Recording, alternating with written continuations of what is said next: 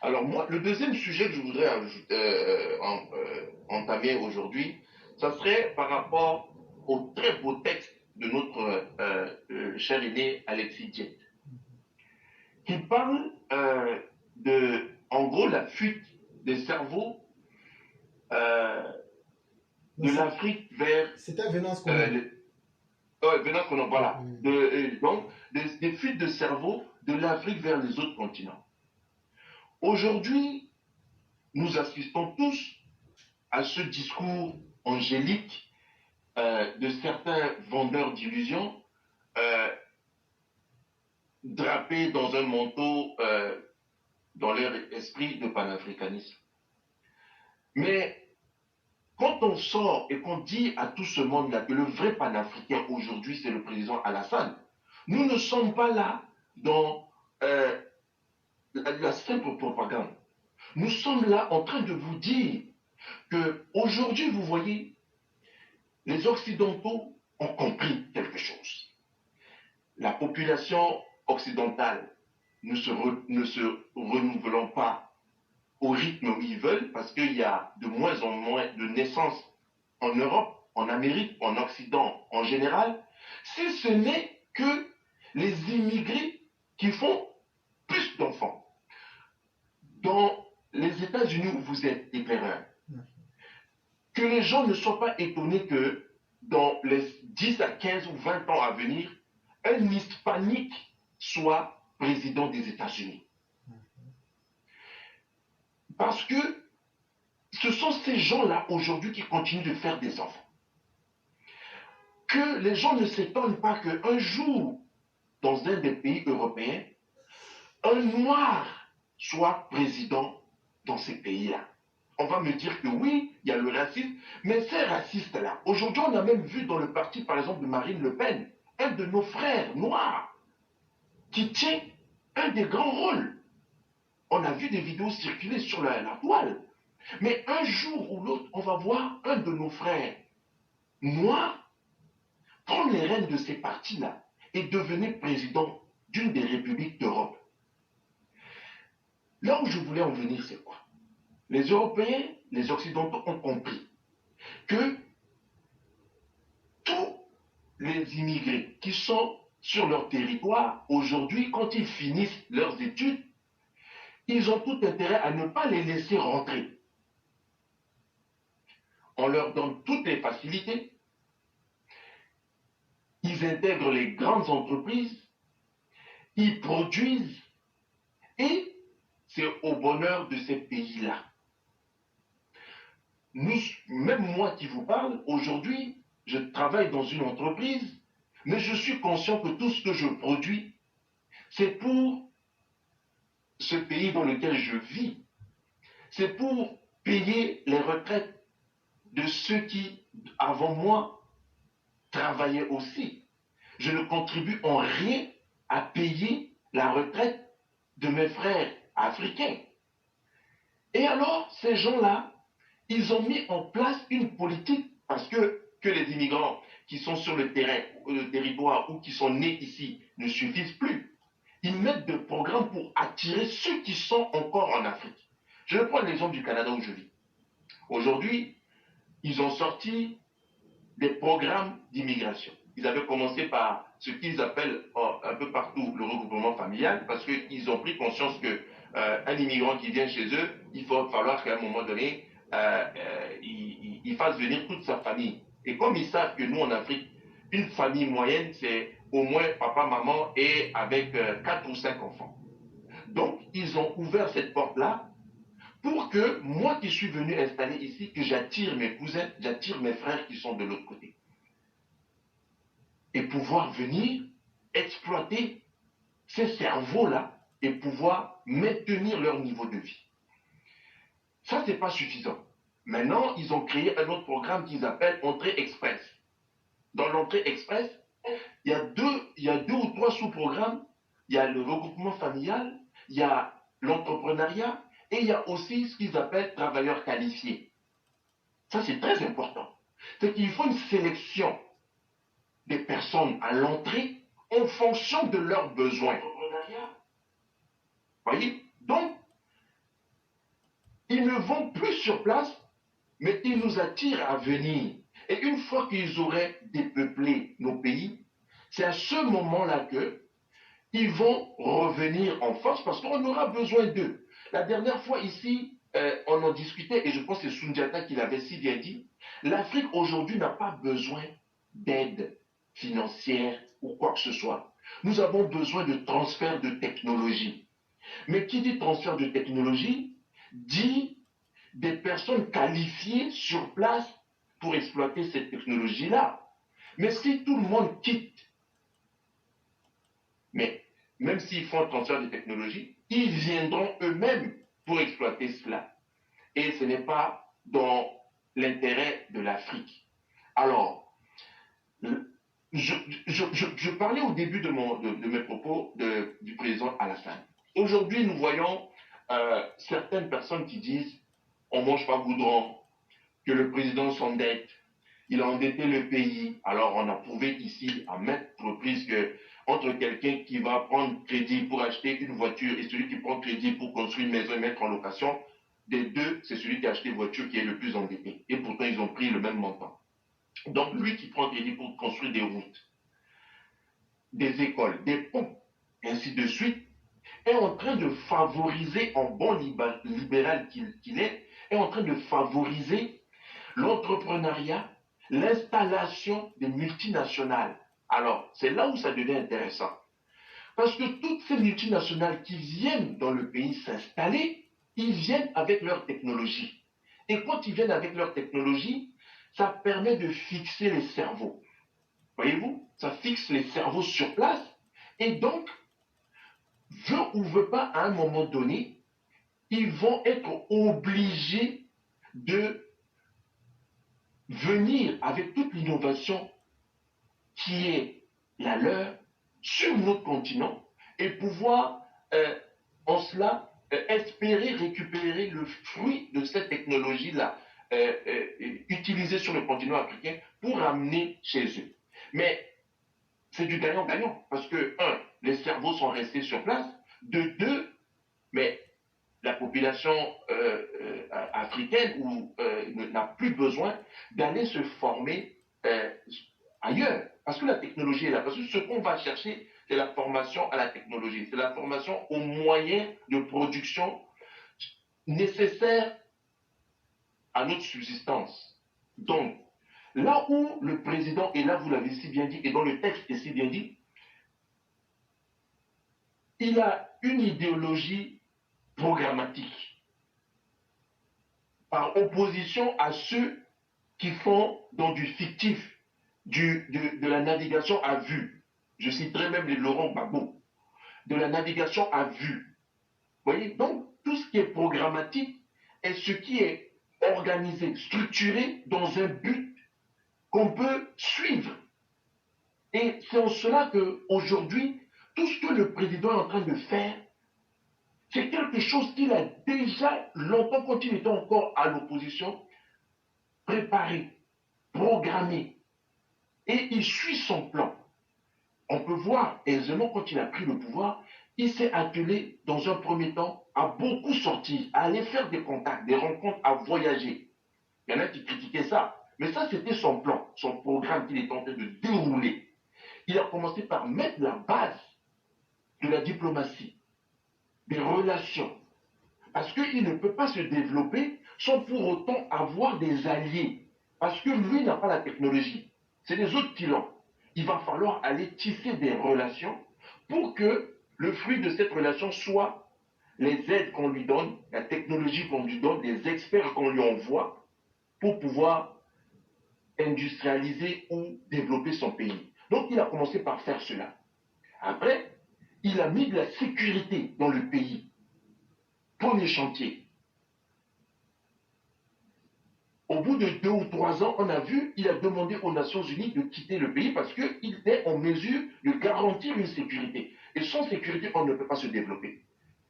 Il a mis son programme de sécurité, deuxième volet. Il a commencé par bâtir les routes. Après les routes, il structure les institutions. du pays. Et ainsi de suite, on peut suivre. Au contraire des autres qui arrivent et ils font ça au pif, au doigt mouillé. Aujourd'hui, ils sortent le matin, on lui dit, bon, il y a tel problème à, je ne sais pas quoi, d'autre. Il dit, ok, bon, aujourd'hui, tout le gouvernement, c'est aujourd'hui sur ça que vous allez réfléchir, et ainsi de suite. Nous ne voulons plus de ces gens-là. Et donc,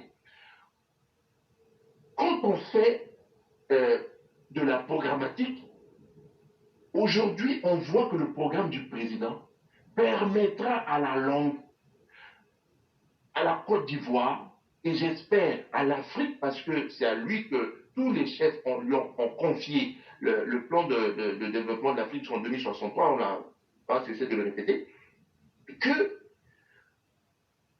ça va permettre à la Côte d'Ivoire de fixer les cerveaux et même d'en faire venir, parce que plus tard, nous ne serons plus obligés de venir en Occident pour avoir les mêmes niveaux de salaire, parce que c'est ce que les gens cherchent pour assurer son pain. On vient chercher ces niveaux de salaire hauts en Occident, mais on sait tous que ces niveaux de salaire hauts, il y a aussi les impôts dedans. Mais qui n'est pas aujourd'hui, je pense que même vous, éclaireurs, si aujourd'hui je vous dis de garder le même niveau de salaire que vous avez aujourd'hui, mais de vivre à Abidjan, vous serez le premier à sauter dans un avion et y aller. Moi aussi. Vous voyez? Donc aujourd'hui, dans son idéologie programmatique, tout ce qu'il est en train de dérouler, cette base qu'il est en train de jeter pour que l'économie ivoirienne soit une économie saine au niveau de la concurrence et que ces grandes multinationales arrivent, mais ces grandes multinationales arrivent, ils vont venir donner presque le même salaire à ces gens-là. Parce que moi qui suis au Canada, aujourd'hui tu me proposes d'aller travailler dans une multinationale canadienne qui s'est installée en Côte d'Ivoire, mais il me paiera de la même façon. Il me paiera pratiquement de la même façon. De toute façon, lui, c'est plus intéressant pour lui parce que le taux d'imposition au niveau de l'embauche en Côte d'Ivoire est moindre qu'ici au Canada. Donc, s'il me donne le même salaire, on ne taxe pas le salaire ou l'emploi de la même façon en Côte d'Ivoire qu'au Canada. Donc, il est toujours gagnant. Et moi, je suis gagnant parce que je retourne auprès des miens et je suis au soleil. Et donc, l'Afrique gagne parce qu'il y a un cerveau qui revient. Vous voyez? Donc, quand les gens disent qu'on mange pas boudon, le pays est endetté, il faut qu'ils comprennent que nous sommes en face d'une autre idéologie qui fait dans la structure, qui fait dans du prévisible. On ne fait plus dans l'imaginaire, du fictif, de l'improvisation. Et en cela, il faudrait que tout le monde aide le président à continuer à dérouler son programme et que le RHDP soit cette base sur laquelle le président peut s'adosser ou s'asseoir pour pouvoir propulser ce pays-là et pouvoir donner la chance à la Côte d'Ivoire d'être ce modèle, d'être cette locomotive qui donnera l'exemple pour que toute l'Afrique puisse suivre. Parce que ce problème est un problème, aujourd'hui on ne voit pas le danger. On n'en voit pas le danger. Mais les générations, les 2, 3 générations à venir vont vraiment le sentir. Et on voit aujourd'hui dans d'autres pays, je vais donner un exemple de navigation à vue. Il y a un pays d'Afrique centrale que je ne citerai pas, qui, la dernière fois que l'école a commencé en septembre, parce que c'était la norme, ça commence en septembre et ça finit le 30 juin, la dernière fois que l'école a suivi ce chemin, c'était en 1991. Imaginons un enfant qui a 5 ans à cette époque-là. 5 ans en 91, aujourd'hui on est en 2023, cet enfant-là doit avoir autour de 34 ans si je ne m'abuse. Cet enfant n'a jamais eu une scolarité complète dans une seule année. il fait des fois 6 mois, 3 mois, parce qu'il y a eu des troubles, des crises politico-militaires, des grèves, ceci, des troubles. À l'âge de 25, 26, entre la 25e année et la 30e, c'est l'âge à laquelle on commence à rentrer dans la vie active. Cet enfant qui n'a eu que des bribes de formation scolaire, universitaire, reste néanmoins la force de travail du pays. Ce sont ceux-là qui intègrent la fonction publique, ce sont ceux-là qui deviennent des instituteurs, ce sont ceux-là qui deviennent des cadres, parce qu'on est obligé de faire avec ça, parce que tous les cerveaux sont partis. On est obligé de faire avec cela. Et donc, aujourd'hui, ce pays se retrouve dans une situation, même demander à un secrétaire de préfecture ou de ministère de vous faire un rapport de sa journée, je vous assure, c'est la mer à boire. Comment veut-on que l'Afrique puisse avancer avec de tels tares? On ne peut pas. Et ça, c'est le problème de nous, Africains, qui mettons à la tête de nos pays des gens incapables. Je dis bien incapables. On continue, et ça, malheureusement, nous continuons en Afrique de porter à la tête de nos pays des gens par accointance. Parce que c'est mon ami, demain éclaireur se présente, mais il n'a aucun programme pour le pays, je vais aller suivre l'éclaireur parce que c'est mon ami. Le roi y va, c'est la même chose. Mais, parce que, je ne sais pas, Nieba, qui a peut-être un programme mieux que l'éclaireur qui n'en a peut-être pas, mais je ne vais pas aller voter Nieba parce que je vois que la personne de Nieba, avec qui je n'ai aucune affinité, alors que Nieba aurait pu faire quelque chose pour le pays et pour les générations à venir. Donc, il faudrait que les quelques-uns qui sont encore sur le continent, et même en dehors, qui peuvent donner de la voix, comme ce que nous faisons ici, sur la plateforme, continuent de le faire pour dire à nos frères et attirer l'attention de nos dirigeants. Au lieu de voir en ce que fait actuellement le président Alassane, de mauvais, parce que Kone Katina, que vous appréciez, vous le dit, arrêtons cela. Kone Katina était au pouvoir. Il ne nous a rien donné. La preuve est là. Aujourd'hui, ils ne font que faire dans du dogmatique. Oui, on a voulu faire ça, mais vous ne l'avez jamais fait. Ça, c'est la navigation à vue. Vous l'avez rêvé, lui, il l'a fait, parce qu'il l'a programmé. C'est toute la différence. Et donc, il faudrait qu'on puisse dénoncer ces gens-là. Dire à nos frères que voici le danger pour l'Afrique, le populisme. Il faut sortir de là. Il faut déjà que vous soyez conscient de qui vous êtes, ce dont vous avez besoin, et cherchez dans chaque candidat qui se présente à vous la satisfaction de ce besoin-là. Rien d'autre que ça. Rien d'autre que ça. Il est beau, il est grand, il est court, il est gros ou pas. Oubliez tout ça. Il faut voir en lui et sur la base de faire rien. C'est-à-dire qu'il faudrait que cette personne ait déjà fait ses preuves. On a vu aujourd'hui, le président, tout ce qu'il est en train de faire n'est qu'une répétition de ce qu'il a déjà eu à faire ailleurs.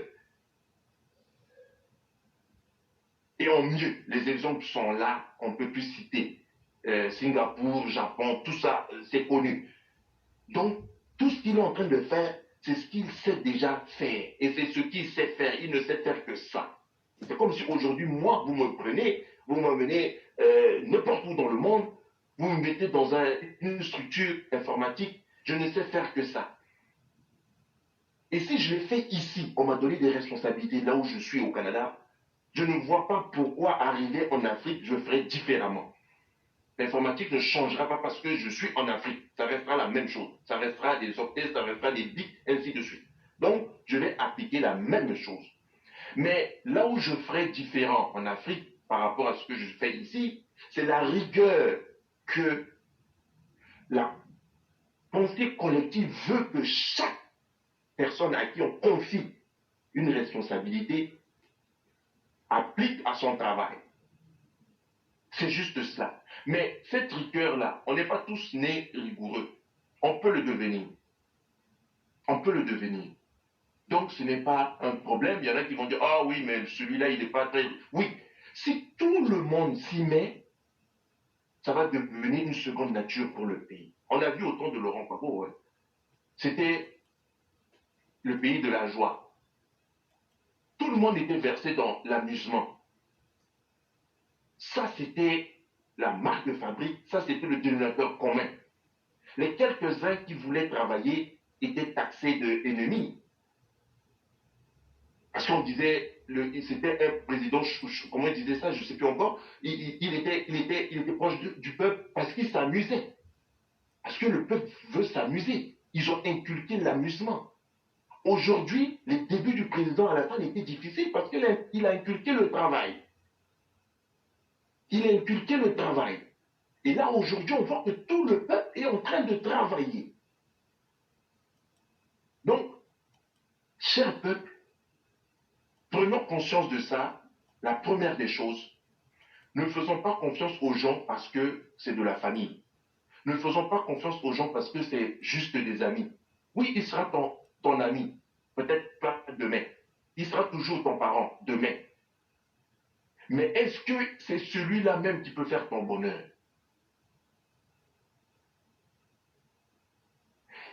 Il faudrait aussi conscientiser ce qu'on peut pendant qu'on le peut. Parce que l'Afrique, oui, on a toutes les matières premières du monde. On a tout ça. Mais la matière première non extraite, non exploitée ne sert à rien. Ne sert à rien. C'est comme si on me dit aujourd'hui, quelqu'un me dit, ah, le plus grand cours d'eau passe dans mon village. Mais cette eau-là n'est pas potable. Tu peux la boire, mais ça ne sert à rien. Alors que le village d'à côté qui n'a pas ça, mais ils sont allés se creuser un puits et ils ne mourront pas de soif. Mais toi, tu vas mourir de soif parce que toi, tu n'es pas capable de prendre cette eau-là et d'aller la bouillir, la traiter pour te donner de l'eau à boire. Donc, l'idée générale qui veut qu'on ait l'Afrique, qu'on est riche, ainsi de suite, les autres viennent voler nos richesses, il faut abandonner ça. Il faut commencer d'abord par se parler, se conscientiser et voir le danger de, euh, du développement et accepter qu'il y a un changement de paradigme qui est en train d'être impulsé. On voit le président Alassane, on voit un peu au Sénégal, les gens commencent à rentrer, on voit au Bénin, on voit ces choses. Il faudrait qu'on pousse dans ce sens-là pour pouvoir permettre à nos valides fils et frères et enfants qui sont à l'extérieur revenir. Parce que si on fait le tour, par exemple, de toutes les grandes entreprises au monde, vous trouverez forcément dans les 5 personnes dirigeantes de ces entreprises, au moins un Africain. Au moins un Africain. Pourquoi? Parce que ces gens-là ont compris qu'il faudrait les garder. Il faudrait les garder. Mais donnons-leur la possibilité de revenir. Et revenir, c'est de soutenir les gens comme le président Alassane, qui est en train de tout faire pour que la Côte d'Ivoire n'envie plus rien à un pays occidental. Donc, voilà, éclaireur, ce que je voulais dire, parce que ce texte m'avait vraiment touché. Et c'est des réflexions que, en tant que personne immigrée, on se fait, mais on est un peu comme pris entre le marteau et l'enclume. Parce qu'aujourd'hui, on a bien envie de rentrer. Mais tu te dis, bon, est-ce que je vais avoir le même niveau de vie là-bas que ce que j'ai ici? Moi, si j'ai envie de me lever et puis aller faire du ski, bon, bah, j'y vais. Moi, si j'ai envie d'aller à la piscine, bon, bah, j'y vais. Ah, bon, bah, moi, si j'ai envie d'aller au cinéma, bah, je me lève et puis il suffit de payer, je rentre. Et ainsi de suite. C'est des petites choses comme ça qui font que nous, on se dit, bon, bah, ça sert pas à grand chose d'y aller parce que bon, je suis pas prêt à sacrifier mon confort et ainsi de suite. Mais si ce même confort-là, aujourd'hui, on le trouve dans nos propres pays, il n'y a plus rien qui me retient ici. D'autant plus que la seule, la variable à cela, c'est le niveau de vie. Mais si ces multinationales pour lesquelles je travaille ici, ça se plante là-bas, j'y vais. Et pour donner un exemple encore, pour finir avec ce que je vous dis, aujourd'hui, l'État canadien qui envoie des coopérants, comme on les appelle, ou des experts dans les pays pour faire de la coopération, ils n'envoient plus des Canadiens natifs. Ils enverront, par exemple, moi, s'ils veulent quelqu'un pour aller en Côte d'Ivoire, par exemple, ils vont venir chercher moi. Ils vont dire, OK, toi, du coin, voilà, euh, on préfère t'envoyer toi parce que l'adaptation, tu n'auras pas besoin parce que tu connais le coin. La langue, tu connais. Bon, nous, si on envoyait un Canadien québécois ou ontarien ou de l'Ouest, il va lui falloir du temps pour comprendre, sinon il va parler en anglais ou en français. Mais pour sentir vraiment ce qui se passe dans la population, il faut quelqu'un de là-bas. Parce qu'il y a des choses, on n'a pas besoin de parler pour transmettre des émotions. Donc, toi qui connais, tu vas y aller. Donc, ils enverront maintenant des Canadiens d'origine d'eux, pour les raisons que je viens de vous citer. Et ça leur coûte moins cher de faire ça que d'envoyer leur propre enfant né d'ici. Parce que celui-là qui est né d'ici, né canadien d'origine de père et mère canadien ou ce que vous voulez, il va falloir lui payer des primes d'éloignement, des primes de dépaysement, des primes en veux-tu, en voilà. Aujourd'hui, ils ont dit non, ça coûte moins cher de renvoyer en coopération les Canadiens d'origine d'eux. Vous voyez? Donc, ils reconnaissent la capacité de ces gens-là. Mais ils disent non, non, non, tu vas, tu le fais et tu reviens ici. Vous voyez? On devient leur propriété. On devient euh, euh, euh, leur bras séculaire, si on veut dire. On va faire la chose, mais on revient. Vous voyez? Mais ça fait mal de dire, OK, moi, Africain, je suis envoyé par l'État canadien pour venir dispenser ou pour venir donner l'expertise à mes frères. Mais j'aurais voulu rester ici, parce que ça, je vais le faire sur une période donnée. Mais j'aurais voulu rester en Afrique et le faire toute ma vie professionnelle. Vous voyez, c'est ça, c'est en cela qu'il va falloir que nos gouvernants se planchent là-dessus et commencent à jeter les bases d'un vrai retour de ces fils-là. Et cette base-là, ce n'est que le développement. Donner la chance à nos pays de se développer et tous ces enfants-là vont revenir. Donc, éclaireur, voilà ce que je voulais dire aujourd'hui sur ce sujet-là. Donc, voilà, si vous avez quelque chose à ajouter, je suis à l'écoute. Vraiment, je vous dis merci pour ce cours magistral, plus que majestueux et remarquable que vous avez tenu. Et vous avez tellement bien élucidé le sujet qu'il n'y a certainement pas grand-chose à dire, sauf qu'à ajouter peut-être quelques détails qui sont les mêmes. Et ma réflexion va s'axer fondamentalement sur le retour de la diaspora. Parce qu'on a beau vouloir quelque chose, mais quand au fond de nous-mêmes c'est le contraire qu'on souhaite, on n'aura jamais cette chose. Voyez-vous ici, on dit certaines choses, mais je me demande si les gens mesurent réellement les portées. Il y a quelques mois ou il y a quelques, je vais dire plus d'un an, je disais comme ça que malheureusement, l'esclavage va se répéter à nouveau sur le continent africain. Et vous voyez, avec toutes les mesures des programmes d'immigration aux États-Unis et au Canada, que vous connaissez du côté du Canada et que moi je connais du côté des États-Unis, on n'a pas besoin d'aller encore faire Bac plus 20 pour comprendre qu'il y a une stratégie en place pour tirer massivement les cerveaux. Mais malheureusement, ça même, c'est encore pire même que l'esclavage. C'est encore pire que la déportation des Afriques vers les Amériques. Parce que c'est la sève, c'est la source nourricière même qu'on prend. C'est comme quand tu enlèves le sucre dans le miel. Mais qu'est-ce que tu as? Tu n'as rien de sérieux. Et malheureusement, ce n'est pas seulement dans un sens unique que ça se passe. En Afrique, tandis qu'on laisse les cerveaux dont a besoin le reste du monde, on laisse ces cerveaux-là sortir. Mais les rares qui ont le courage de retourner en Afrique, chers frères, je peux vous dire qu'ils sont confrontés à toutes les difficultés. On n'évoque pas trop de choses ici sur la place publique.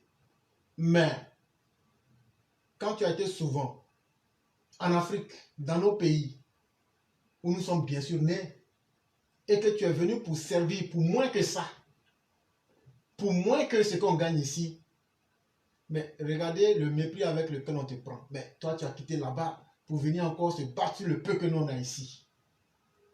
Ou bien carrément, la peur de l'autre fait que le petit cadre qui se dit que lui, il était là, pourquoi toi, tu vas quitter en Occident et venir pour révolutionner les choses? Et cher Walter, je peux te dire que c'est des sentiments quand tu quittes le pays et que tu as expérimenté ces facteurs. Ouais, mais tu te dis, mais finalement, mais l'Afrique peut aller à la merde. Parce qu'au fond, chacun aspire au bonheur. C'est ce que tu as dit, tu as pris quelques petits éléments. Mais à la fin de la journée, là où je ne gagne pas mon bonheur, mais je m'en fous. Ça aussi, c'est clair. Mais là où même ma valeur peut être reconnue et utilisée et je peux gagner, je la vends, cette valeur là où il faut. Et donc, on peut beau spéculer, on peut crier. Il faut de la ressource humaine et intellectuelle avant même le transfert technologique. Et ni nos dirigeants ne savent entretenir, ni rechercher. Vous pensez que le plan Marshall, c'est seulement l'argent qu'on a donné aux Occidentaux? Mais il a fallu aussi rechercher les talents, les intelligences. Mais aujourd'hui, je peux mettre quiconque au défi. Moi-même, j'ai été une victime même du fait que tu veux donner ton service pour moins que ça. Mais ton propre pays te dit, bon, on verra après. Mais ce qu'on va voir après, là, moi, je n'ai pas le temps d'attendre. Donc, au bout du compte, tu te dis, mais finalement, il faut passer à autre chose. Et il y a combien de nos frères qui avaient bien voulu venir en Afrique, se donner et faire ce qu'ils... Parce qu'à la fin de la journée, il ne faut pas se mentir, ceux qui viennent par la mer, on peut encore douter de leurs qualités intellectuelles et de leurs compétences humaines. Mais nous autres, on n'est pas venus en Occident par des voies détournées, comme tu le sais. C'est sur la base de certaines compétences intrinsèques. Mais aujourd'hui, quand tu vas dans ton pays, malgré que ce que les autres ont vu, ce qu'on considère comme les grands vues en toi, là, toi tu te dis, je m'en vais donner ça, je ne demande pas beaucoup. Mais on dit, ah, comme c'est comme ça, là, lui va venir ici et puis il va nous commander. Il n'y a pas de problème. Mais ici même, on commande déjà. Ici, on commande. Donc, ce n'est pas de l'autre côté en Afrique là qui va nous gêner. Mais ça, c'est parce qu'on a de la qualité, de la compétence. Mais si on nous ferme les portes, de toute façon, qui en a gros à peine? C'est d'abord l'Afrique. Malheureusement aussi, c'est ça aussi l'autre côté qu'il faut voir. Et c'est tout ça qui constitue la nouvelle forme d'esclavage qui va vider l'Afrique.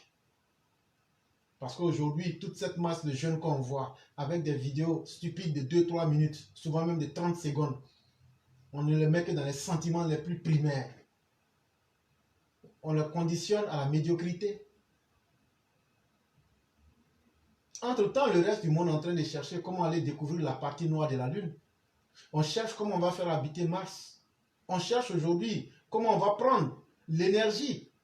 Ce que je ne conseille même pas d'abord. L'énergie thermique de la Terre pour pouvoir créer une énergie. Je dis que le jour qu'on va s'essayer à ça, je ne suis pas un prophète de malheur, mais on va connaître une planète froide dans les 50 années qui suivent. Les scientifiques qui sont en train de se dire c'est dangereux, de vouloir prendre l'énergie de la chaleur, la source de chaleur de la Terre pour dire que c'est pas vrai. Hein? Si vous le faites dans les 50 années, on meurt en tant que planète. Je ne vous donne même pas plus que 50 ans. Mais bon, on peut s'essayer à ça si on veut bien mourir. Hein? Parce qu'il y a le paradis aussi qui attend ceux qui croient en Dieu. Et donc, c'est un sujet qui est tellement bien évoqué que chacun a sa part à y jouer. Que ce soit nous-mêmes qui sommes en Occident. Parce que tu travailles, à un moment, comme tu le dis, mais tu te dis, mais je donne tout ça. C'est juste pour maintenir un autre système qui est déjà à son apogée. Alors que j'aurais pu construire un nouveau système et rendre ce système-là viable. Mais les dirigeants africains eux-mêmes ne créent pas les conditions. Quand tu vas dans un pays et que chaque jour, c'est des gens qui te promettent la mort. On verra ici, quand le 6 deviendra 8. On verra ici, quand les anti-Balaka vont revenir. On verra ici, quand les Janjaweed vont revenir. Vous pensez qu'un tel continent, ça peut inspirer la confiance?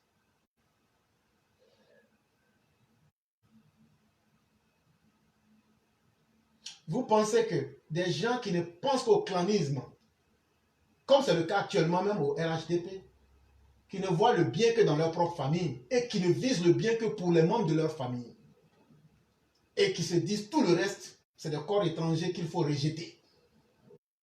Quelles que soient leurs compétences, il faut leur faire ombrage. Et dans combien de nos pays africains, le clientélisme, le tribalisme et le népotisme font les choux gras. Et quand on en arrive à tout ça, souvent on te demande d'être lèche-bot. Moi, je vais faire plaisir à quelqu'un pour aider mon pays. Si c'est ça, là, c'est que le pays là va mourir.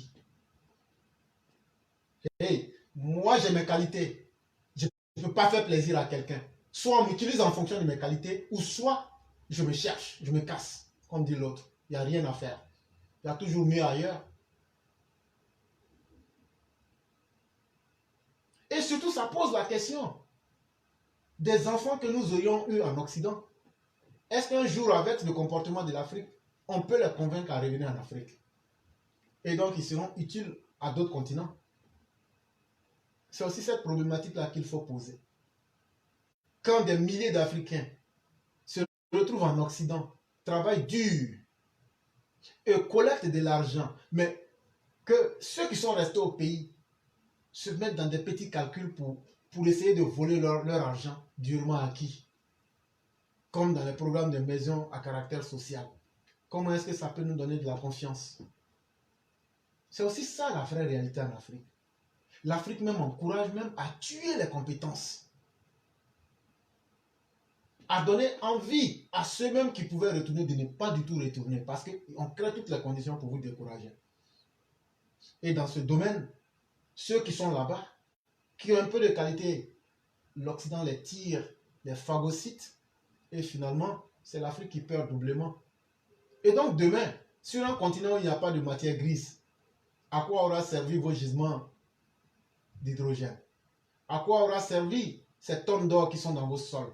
À quoi aura servi l'uranium qui est partout en Afrique de l'Ouest? À quoi aura servi la bauxite, le cobalt, l'uranium et autres? À rien d'autre qu'à dire qu'on est riche. Mais on n'est pas riche dans la bouche, on n'est pas riche dans l'imaginaire, on est riche sur la base du factuel, sur la base du réel. C'est ça aussi qui est la vérité. Quand est-ce que les Africains comprendront que notre salut se trouve dans notre unité et que l'Afrique aujourd'hui ne devrait connaître qu'une seule armée, ne devrait connaître qu'un seul système de pensée politique, ne devrait connaître qu'un seul passeport africain? Les solutions sont là, elles sont simples, mais on ne veut pas les adopter parce que chacun préfère être son petit roi télé dans son petit pays. S'il vous plaît, on ne prendra plus personne. Et chaque fois que vous appelez, ça me déstabilise fortement.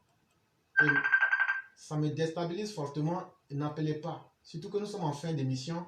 Si ces émissions-là, nous les prenions pour nous nourrir, j'aurais pour vous faire ce plaisir. Mais l'éclaireur ne se nourrit pas avec ces émissions. Il a une vie après ces émissions-là. Quand ces émissions sont organisées, si vous n'avez pas respecté le temps, vous n'êtes pas dans l'improvisation avec moi. Ça me met sur les nerfs. Et je n'aime pas ça du tout. Je ne prends pas ces émissions-là pour me nourrir. Je ne suis pas au service de quelqu'un pour faire plaisir à quelqu'un. Et une fois que les lignes sont tracées et qu'on vous a suffisamment respecté, vous nous foutez la paix en nous respectant. Je n'aime pas ça du tout. Il faut qu'on se respecte. Je n'ai pas que mon temps à faire cela. Si on me nourrissait, et je le fais et je ne récolte que l'hypocrisie et la méchanceté. Alors que nous donnons ici la vraie vérité aux gens pour qu'ils puissent réfléchir d'eux-mêmes. Ne venez pas improviser ici en nous perdant le temps. Je n'ai pas mon temps à sacrifier pour faire plaisir à qui que ce soit. Et s'il vous plaît, je n'aime pas ça du tout. Il faut que ce soit très clair. Si vous n'avez pas de respect pour vous-même, ayez du respect pour moi et mon temps. Et je ne suis pas là pour sacrifier mon temps inutilement aux autres selon leur bon vouloir.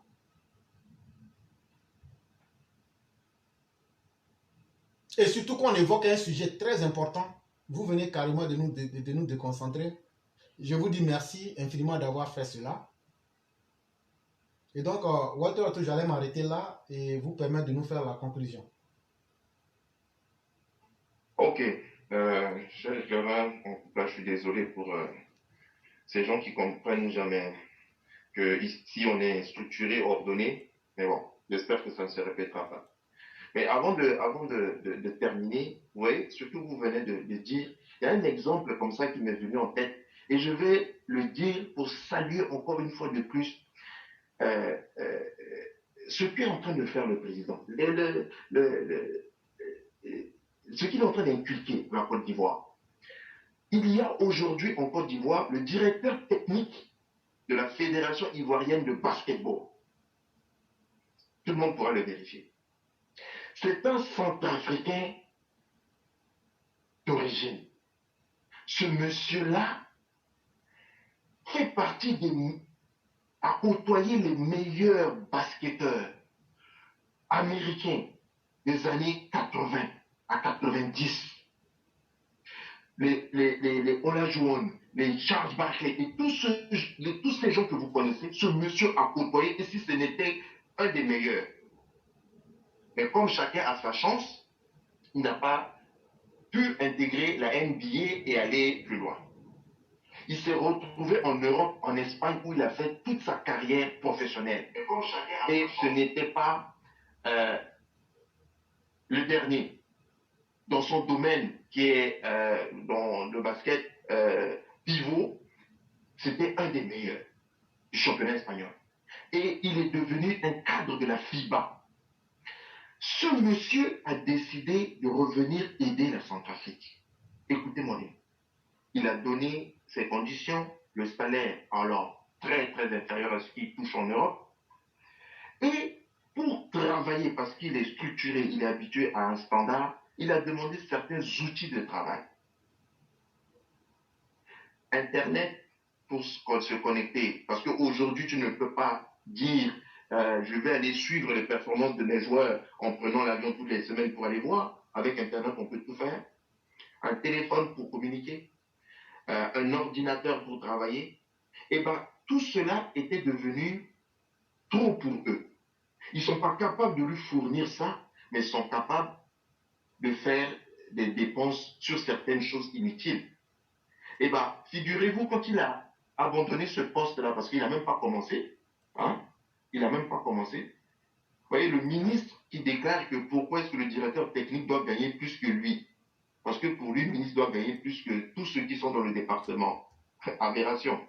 Et ce monsieur, aujourd'hui, a été récupéré en Côte d'Ivoire. C'est lui qui est le directeur technique de la Fédération ivoirienne de basketball. Mondialement reconnu pour ses compétences. Et donc, c'est cet exemple-là qu'il faudrait véhiculer et dire aux Africains, il y a des Africains capables partout, donnons-leur la possibilité de revenir aider le continent.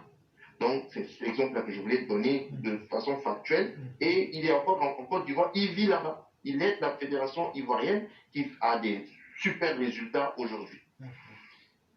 Donc pour conclure, donc cher éclaireur, je te remercie d'abord d'avance. Je remercie tous les auditeurs et tous les élèves de la classe et encore des prières pour nos malades, pour nos disparus, pour nos affligés et beaucoup de prières et d'encouragement à nos 49 qui sont maintenant revenus au pays, qui prennent le temps de se remettre de cette mésaventure et de reprendre leur place dans leur armée qu'ils n'ont jamais quittée.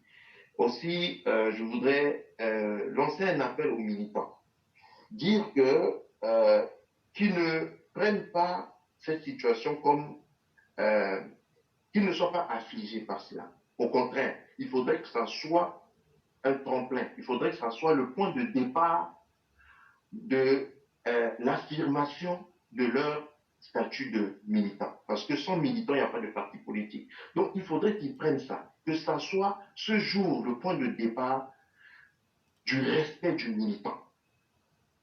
Le président passera, parce que nul n'est éternel. Le parti va demeurer, et il faut que ça demeure. Mais c'est à la volonté de ces militants.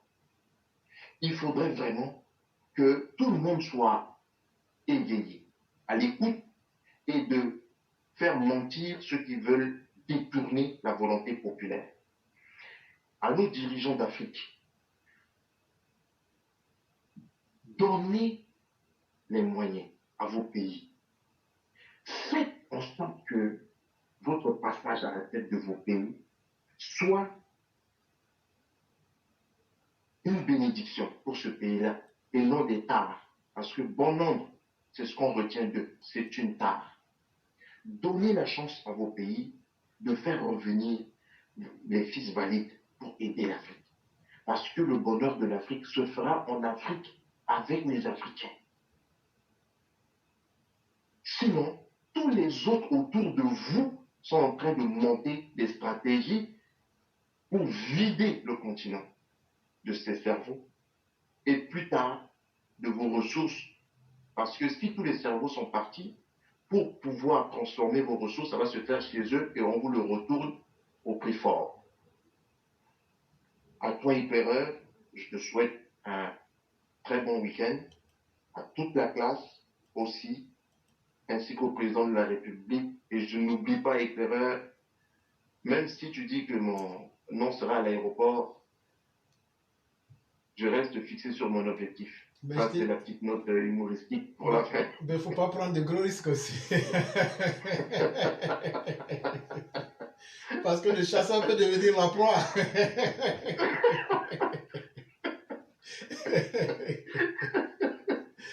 En tout cas. Donc voilà ce que je pouvais dire pour aujourd'hui. Donc je remercie encore tous ceux qui nous ont écoutés et qui ont partagé, ont mis des cœurs. Et donc, bon week-end à tout le monde. Vraiment, merci même à vous pour les sujets bien élucidés. Merci à vous-même pour votre militantisme, votre panafricanisme vrai. Merci à tous ceux et toutes celles qui sont restés, qui croient au message que nous disons. Mais surtout, ne vous contentez pas de ce que nous disons. Réfléchissez dessus pour vous faire vos propres idées. C'est ça encore le plus important. Merci à Kone Adama. Merci à M. Brahima Kamara. Merci à Zana Ridwan. Merci à notre mère bien-aimée Binet Sidibé. Merci à notre mère Marguerite Aki. Merci à Katouat. Merci à Bérenger Daboué. Merci à notre mère Alima Tatos. Merci à notre mère Sali Kone. Merci à notre mère Fiona Kora. Merci à toutes ces personnes qui sont en arrière-plan, qui animent l'émission, qui la protègent. Merci à chacun. Merci à tous ceux qui ont mis les cœurs. Je vous dis merci. Et le lundi sera un autre jour que Dieu nous permette de vivre, qu'il nous donne la santé, la prospérité. Je salue aussi Bawa Kara et que Dieu nous préserve de tout ce qui est négatif. Merci à tous et très excellente soirée à chacun et à chacune. Merci. Merci beaucoup.